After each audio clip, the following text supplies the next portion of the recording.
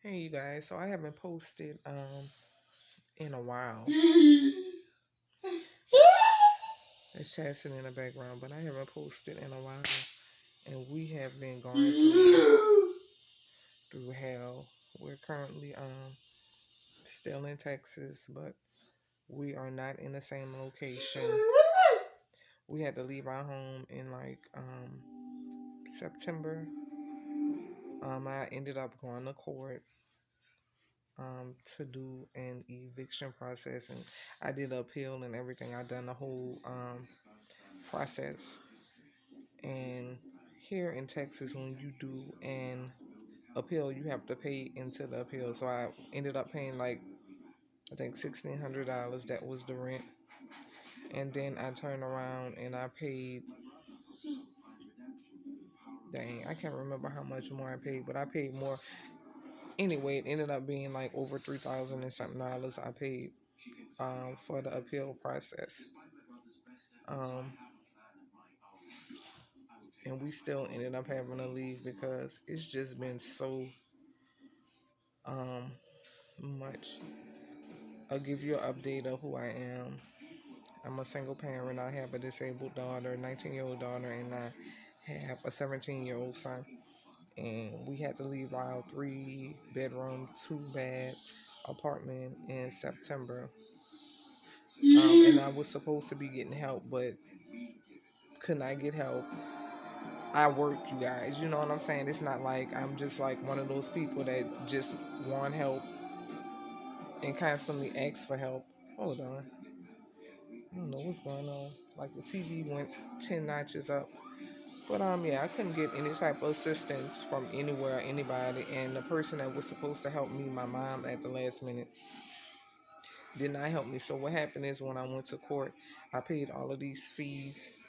I paid the $1,600 into the appeal, and I had to pay. Okay, that's what it was. I paid the rent plus the late fees, and then I was supposed to make another payment, come up with a payment date.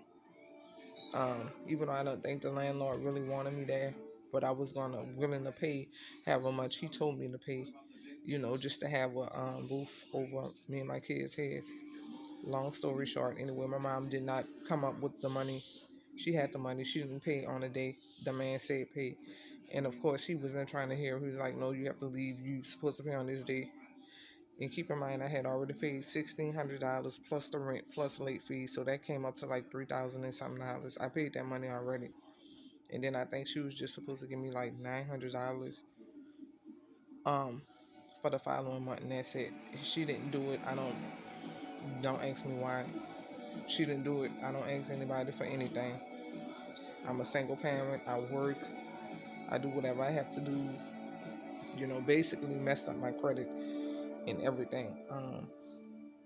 Because during the process of looking for another apartment before I even had this eviction, I found out that the same apartments, now my apartment switched management, the same apartment had filed the eviction. They didn't file. I think what happened was it didn't go through. So the eviction was dismissed with no money owed or anything. And what happened was it still was on my record and I had no clue because I've never had like an eviction before. So I didn't know it was on my record. So when I went to file for an apartment, different for us to move, it kept popping up, which I was furious because I'm like, how could I have an eviction and I'm still living in the same place? Um, and it said on there, they told me to go to the court documents and pull it up, and it showed that I owed any no money or none of that, that it wasn't processed or nothing. But here in Texas, they don't put that on there. It just shows as you have an eviction. So I was pissed off because I had been trying to move since the summer of 2023. Long process. We have been trying to move. And then this pops up on my credit from 2017, 2018. I think it was 2018.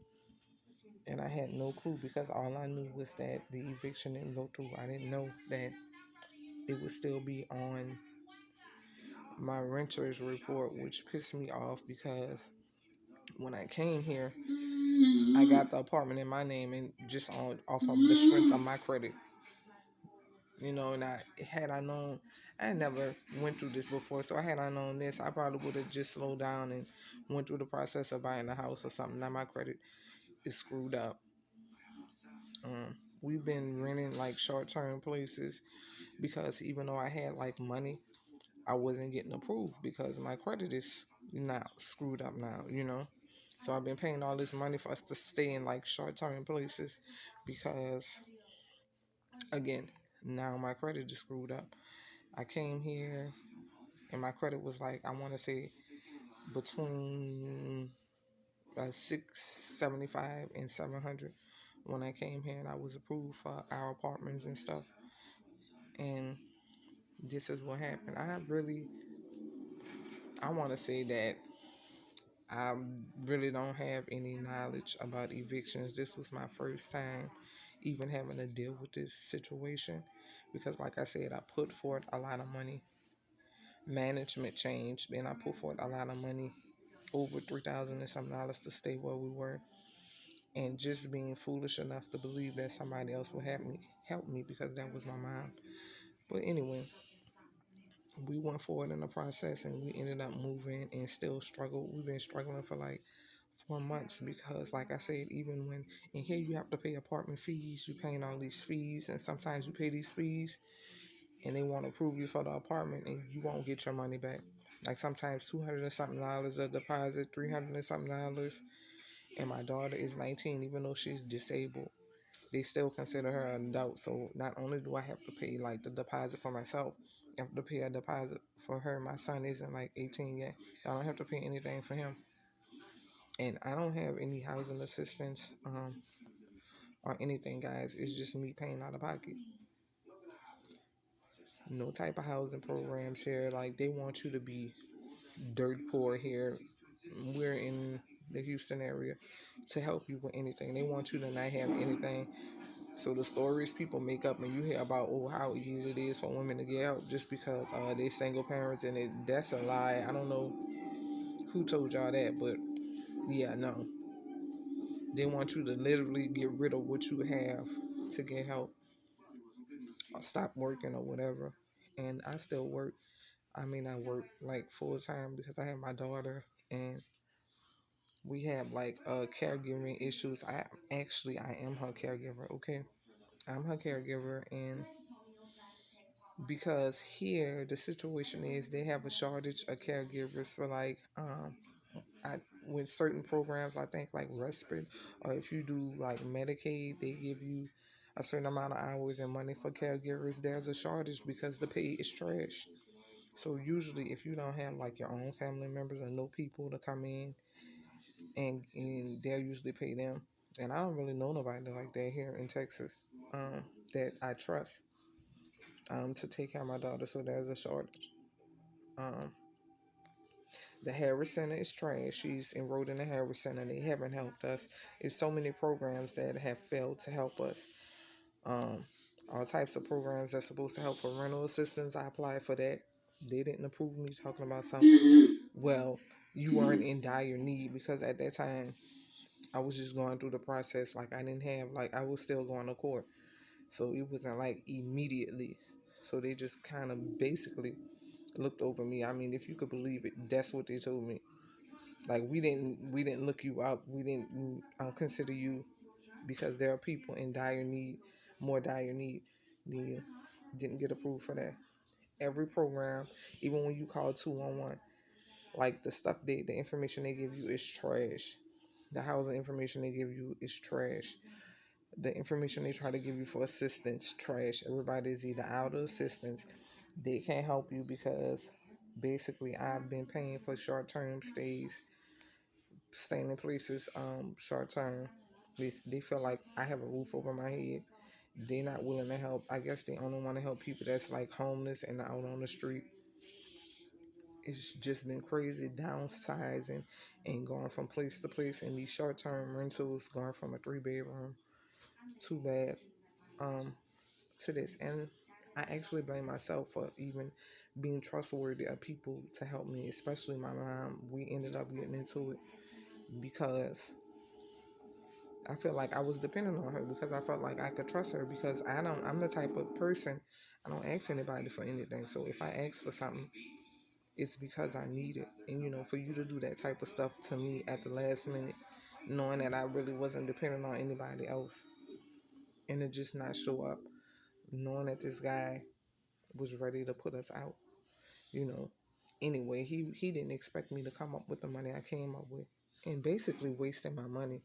That's like 3,000 and something dollars I could have kept, and I could have just like not went through the process and just left, you know. But just trying to consider my kids and the area we were in, I just wanted to stay at least until my son finished school, and that didn't happen. So me and my mom ended up getting into it because we're originally from Louisiana, and I went back um, to stay with her for a couple of days. And I told her, I said, my son has to go back to school. Like he can't stay here, and I'm not enrolling him in school in Louisiana because where she stays at, it isn't a good area. The schools are trash, the pay is trash, et cetera, et cetera. So she gets mad because I asked her to watch my daughter. If you follow my page before, my daughter is disabled. She's 19. She's disabled. She doesn't look 19. My daughter looks like maybe between 10 and 12 because she's petite for her age, and she doesn't have the mindset of a child. Her disability, with her disability, she doesn't have the mindset of someone that's 19. So she has to be taken care of. She always needs somebody to take care of her. She could walk. She's nonverbal and stuff, but cognitively, she doesn't act like a 19-year-old. Anyway, me and her got into it. She decided to call adult protective services because once children reach a certain age, you can't call CPS anymore. And she starts telling all these lies. She didn't want my daughter there. She didn't want her there. All I did was come back to Texas, put my son back in school, and go to work so we could save more money, so I could actually, find somewhere to move. This lady did all of this, brought me through hell because she got mad because I wanted to leave. Why would I want to stay with you? Like, I'm literally just downgraded what I worked so hard for to come stay in your one bedroom. I left there because the pay was trash. I couldn't even find a job where she lived at.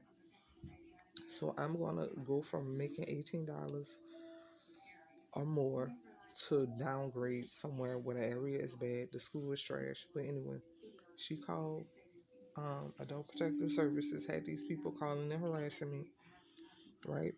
And Chastity's dad wouldn't pick her up. That he's another story of an incompetent parent, a trifling parent that just won't do anything. I have to bring him to court because he decided also he doesn't want to pay child support. He owes back child support. It's just all types of stuff I've been going through. But like, I feel like people attacking me and just not wanting to do their part. And like I said, I don't ask anybody for anything. If I ask you for something, it's definitely an emergency. It's urgent. I don't ask. I'm single. I do what I have to do. But I feel like my bad for even depending on people thinking they will be genuine enough to help us, because this has really opened my eyes to a lot of things, like how a lot of people really think of us. Even my kids, like you being a grandmother, my child is disabled and she can't take care of herself, calling adult protective services, telling them to come get her, come and put her, come take her, come and put her in. She thinks I don't know, you know what I'm saying? But my thing with people like that is to keep my cool. I talked to the lady. The lady was like, she wished she could help me. She would call and check on me and see when I was coming to pick my daughter up, because my mama basically kept initiating and calling her and harassing the lady to pick my daughter up. Now, I don't know if something is mentally wrong with the lady, because me and her got into it. And yes, I cussed out because why are you calling adult protective services? My daughter is well taken care of. I left everything with my mom. Her pull-ups, her wipes, her clothing. That the issue isn't my daughter. The issue is that my mom is trifling. So when I did, and she kept bringing my daughter back and forth to the hospital, trying to tell the people something was wrong with her. Nothing is wrong with her except the fact that she has a disability. I mean, just all types of foolishness. My daughter's dad or grandmother, other grandmother wouldn't pick up the phone talking about they were out of town and I know where they live at. So to me, at this point, I feel like I have to cut everybody off. Just simple stuff. Just because I'm asking for help during my time of need. This is how the people around me act during my time. And it's not just about me. Because if it was just about me, I would be fine. But I have two kids to take care of. You know what I'm saying? So during my time of need and my children's time of need, this is how the people around me choose to act. And it just opened up my eyes to a lot of things, you know. It just really, really opened up my eyes to who cared about me, who wanted to see me like fall, who didn't want to see me do better. And it's basically like family members that's doing this stuff. When I tell you all I do is work and strive to take care of my kids, that's it. Like that's literally it. Like I don't bother anybody. I don't ask anybody for anything. You would think that the opposite, the way they treated me and the way my mom treated my daughter. So I eventually went back to pick up my kid, my daughter, and we still in the same situation to me, except the situation is work. It's because when I didn't have my daughter, I was able to work more. Now since I have her, I can only work based on her schedule. You know what I'm saying? Because I work in a hospital. I usually work overnight shift, so now I'm just able to do that on the weekends, right? And I have other income coming in, but it's just not enough because usually what you having like an eviction, a new eviction on your background, they usually want double deposit and stuff, you know. Even with my credit being jacked up because I've been doing whatever to kind of stay afloat. So now I probably have like open loans and stuff on my credit report, just all types of stuff I never had to deal with before. Um, that I'm dealing with now just to try to stay afloat for me and my family. So yeah, 2023 has been hellish for me and my family. Just trying to stay afloat and just like people attacking us or not wanting to, basically kicking us while we're down, being ugly, you know. Um, but it's all good. It's all good. I just take it as a learning lesson and do what I have to do. We made it back to Texas. Like I said, we've been staying in like short-term rentals until I can find somewhere for us to go. And it's not comfortable because we're not used to living like this. Everybody's used to being in their own room. Everybody's used to being in their own house. Um, yeah, it's just been eye-opening that I literally can't get anybody to help me, like literally. And here in the Houston area, when you call people for help, they regurgitate the same information to you. Call 211, call this number, call that number. Girl, those people do not help you. They don't help you. And if they do help, they either say they full, they're out of funds. It's always some excuse. But those people do not offer help. Like, if they do, they want you to be in a more, like, I feel like my situation is serious because I've never been in this situation before, but they want you to be in a more dire situation, like maybe want you to be living out your car, living on the street or something before they help you. Like, these people will not move. They don't help the working poor at all. Do you hear me? The working class or the working poor, they don't want you to have a dime for them to help you. And I feel like that's sad because as a working class American, we all pay taxes, right? We pay taxes. So why are you choosing not to help me and I work and pay taxes and have a child that's disabled? Um, Meanwhile, but you would prefer to help somebody else that isn't doing anything. So I kind of can't wrap my mind around that. And then I go to people and I talk to them. They be like, man, I got friends that's getting all types of assistance and they don't even need it. Like, they just scamming the system. And that right there pisses me the hell off because I'm the type of person that trying to be honest, you know. And that honesty don't get me anywhere. Like, obviously, it doesn't get me anywhere. But this is an update on what's been going on with us. And we was at our current location. Location for almost like, yeah, for about 5 years, you know. New management took over. the apartment started going down, but I started falling behind on my rent. But like I said, I was trying to catch up. Went on ahead and paid like up to $3,000 and something dollars, done uphill, and it still wasn't enough to like save us um, from having to leave because I needed $900 additional dollars. And like I said, my mom was supposed to help me. She didn't help. All of a sudden, she started acting ugly. Was a no-show during the day that I was supposed to pay. And of course, the person that owned the property was like, nope, you have to go. I don't care how much you paid. I know you paid that amount, but you have to go because you didn't make this amount by this day. So, man, my kids literally had to pack up um, our stuff. And I've been like chipping away at my money, putting in applications and stuff, getting that approved because of my credit. And, wasting money because these people here, they take your money. I think there's one place I applied for and they gave me a refund. But all of the other places, they're not trying to give you a refund at all. Okay? So, this is just an update of everything that's been going on. Extremely stressed out. Like, I'm surprised that I've been, like, not somewhere in a hospital somewhere. That's how stressed out I've been. But I am going to leave my Cash App um, link in at the bottom of the video.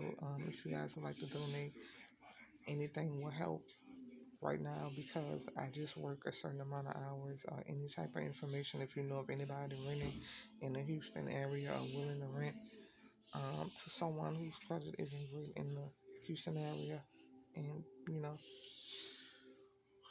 just trying to get some extra help. So if you guys know of any programs or anything helping,